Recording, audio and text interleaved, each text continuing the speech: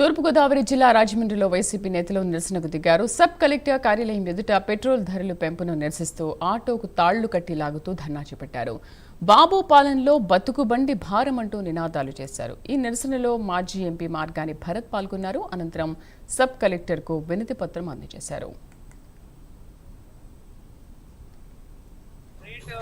Petrol గానీ diesel గానీ ఆంధ్రప్రదేశ్ ప్రభుత్వం, అదేవిధంగా ఈ కూటమి ప్రభుత్వము రాకముందు చంద్రబాబు నాయుడు గారు, నారా లోకేష్ వీళ్ళందరూ కూడా పెట్రోల్ బంక్ దగ్గరికి వెళ్ళి రేట్లు చూపించారు. డీజిల్ పెట్రోల్ హైయెస్ట్ రేట్లు ఉన్నాయి, ఆంధ్రప్రదేశ్ లో తగ్గించాలి, మా ప్రభుత్వం వస్తే రేట్లు తగ్గిస్తామని అల్లబొల్లి మాటలు చెప్పారు. ఇవాళ నేను అడుగుతా ఉన్నా, మన కిందనున్న రాష్ట్రం తమిళనాడులో డీజిల్ 95 రూపాయలు ఉందండి, ఆంధ్రప్రదేశ్ లో 101 రూపాయలు.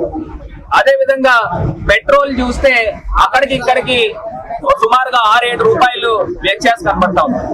అసలు కిందనున్న రాష్ట్రాలు తమిళనాడు, కర్ణాటక, తెలంగాణ, కేరళ ఎక్కడ చూసుకున్న ఆంధ్రప్రదేశ్ దక్షిణాది రాష్ట్రాలే కాదు ఉత్తరాది రాష్ట్రాలతో పోల్చుకున్నా కూడా హైయెస్ట్ రేట్లు ఉన్నాయి.